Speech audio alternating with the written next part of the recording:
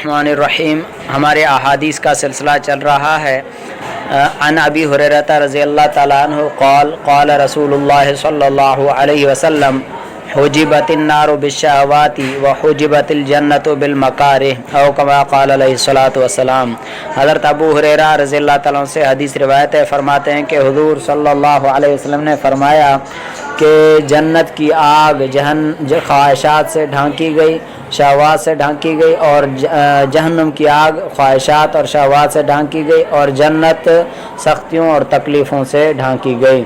اس حدیث کا مختصر مفہوم یہ ہے کہ جو ناجائز خواہشات بندہ ان کے پیچھے لگتا ہے تو ان کا انجام جہنم کی آگ ہے، اور خواہشات ناجائز خواہشات کو روکنے میں جو تکلیف برداشت کرنی پڑتی ہے اور اطاعت الہی میں جو تکلیف برداشت کرنی پڑتی ہے ان کا انجام جنت ہے۔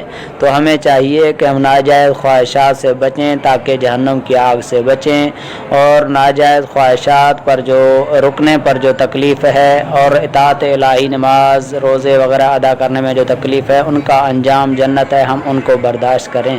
اگلی حدیث تک کے لیے اجازت دیں۔ الطاف احمد، السلام علیکم۔